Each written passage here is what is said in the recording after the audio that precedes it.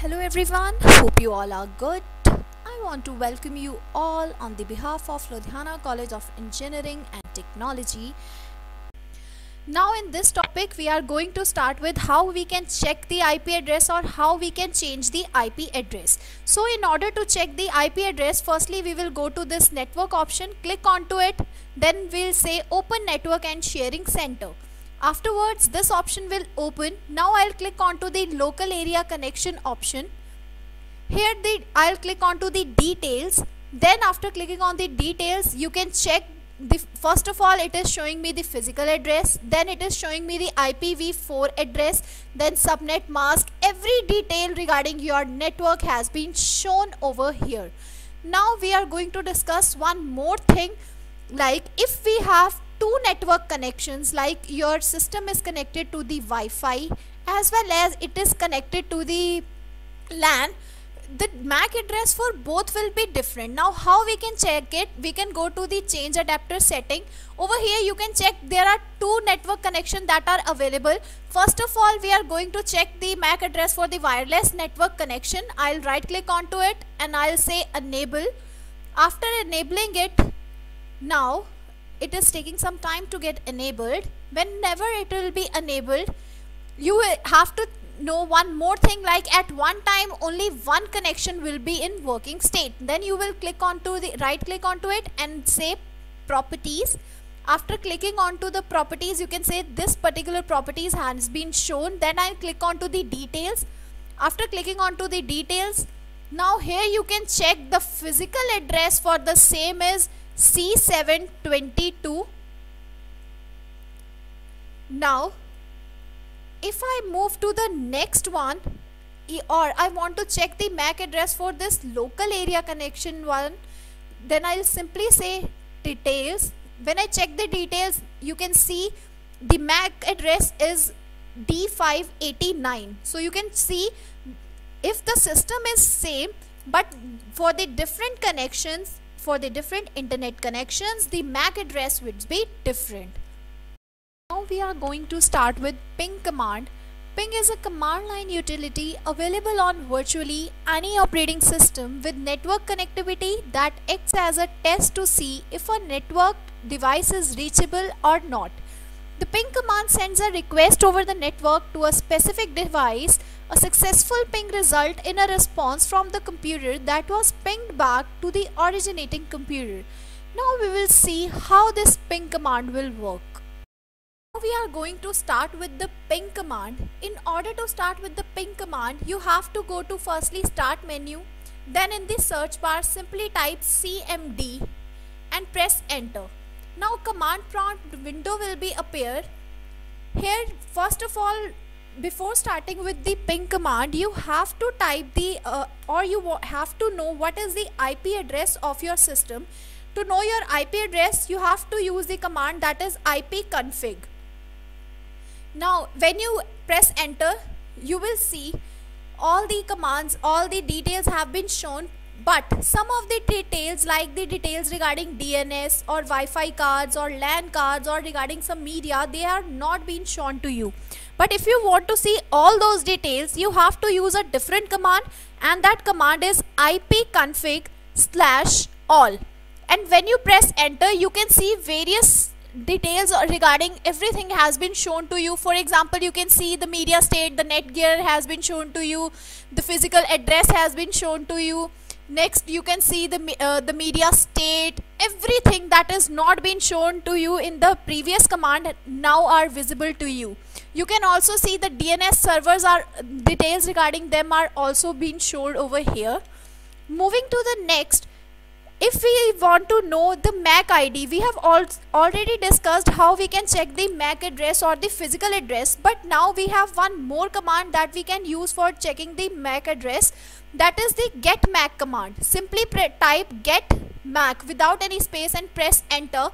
As you press enter, you can see the physical address has been shown to you properly. This address is the same address that you have seen in the command prompt. We can even verify with that. We'll simply go to open and network and sharing, then we'll click onto the local area network. Now in details, we can verify that the physical address over there and here both are same. Hope this particular topic is clear to you. Now we will move on to the next topic, that is our actual topic, which is ping command.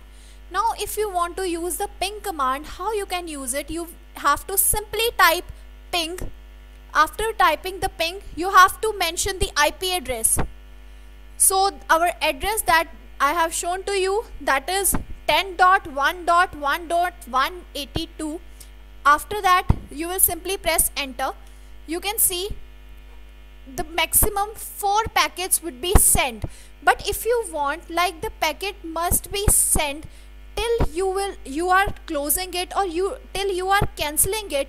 So we have to use a -t along with that particular ping command. Now you can see after pressing -t, all the packets have been sent till you press the cancel button. So if you want to cancel it, you have to press Ctrl+C. As you press the Ctrl and C, you can see this packet sending has been now stopped. Now one more thing that we are going to discuss it, how we can finalize how many number of bytes we want to send. So for that, what we can do along with ping command, we will use the then we will type the IP address, then we will mention the -t and then -l, and with that we will mention the number of bits that I want to send. I will simply press enter. As I press enter, you can see the 2048 bytes are being sent, and that too in 1 millisecond. Now I will stop it by pressing Ctrl+C. Now if I want to send and I want to send the same number of packets to some other server, how can I do that? Simply, first of all, I will write ping command and then mention the address. Let's suppose the address is 10.1.1.183. After that I'll simply press enter.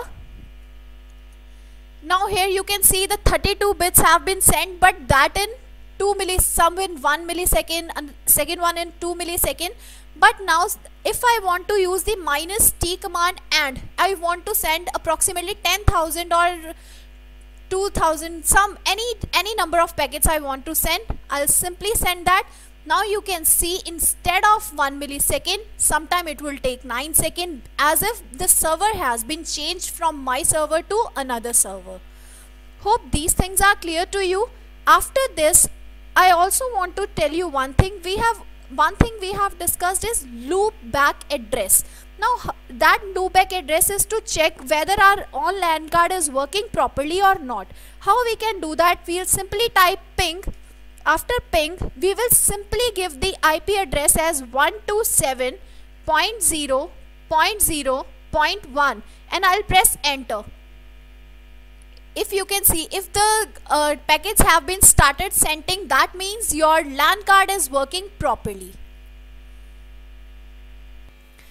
Now we are going to start with the protocols. A protocol is a standard set of rules that allows electronic devices to communicate with each other. These rules includes what type of data may be transmitted, what commands are used to send and receive data, and how data transfers are confirmed. The Internet Protocol Suite, which is used for transmitting data over the internet, contains dozens of protocols. These protocols may be broken up into 4 categories. First category is included in the link layer. Majorly 3 protocols that are used in this particular layer are PPP, DSL and Wi-Fi. PPP stands for point-to-point protocol. Here DSL stands for digital subscriber line, and Wi-Fi that are being used into our computer system. The second layer we have is the internet layer, in which IP4 and IPv version 6 are available. In the third layer, the transport layer, in that TCP and UDP are being used. UDP stands for user datagram protocol. In the last layer, that is application layer, the HTTP, IMAP and FTP, that is file transfer protocols, are being used. Moving to the next, we will discuss about the internet protocols. The Internet Protocol, that is IP, is the principal communications protocol in the Internet Protocol suite for relaying datagrams across network boundaries. Its routing functions enable internetworking and essentially establishes the Internet. IP has the task of delivering packets from the source host to the destination host solely based on the IP addresses in the packet headers.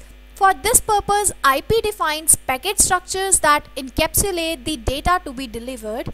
It also defines addressing methods that are used to label the datagrams with source and destination information.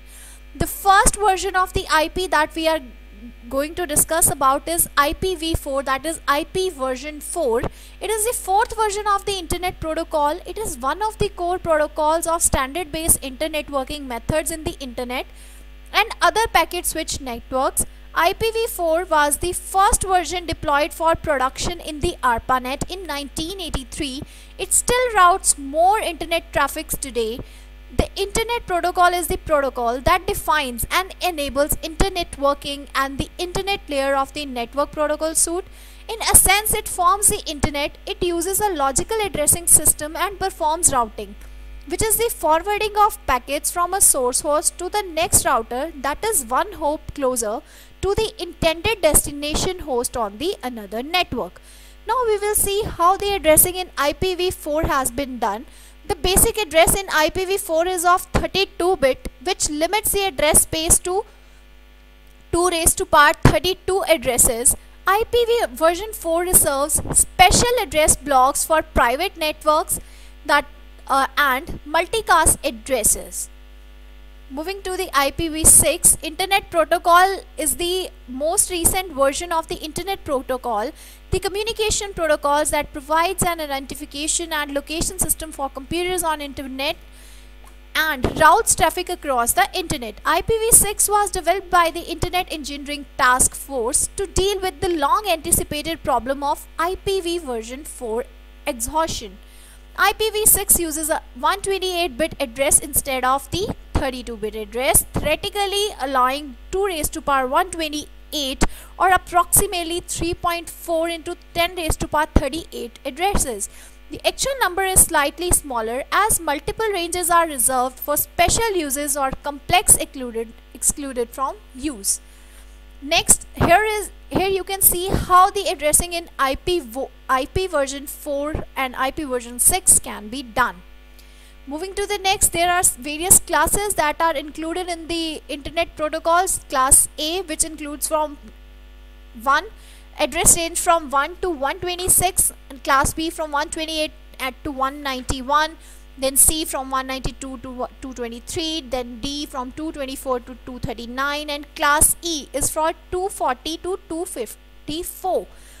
If we are now the next topic is loopback address. What a loopback address is, as we have seen in the class A, we have the address range from 1 to 126 and class B starts from 128.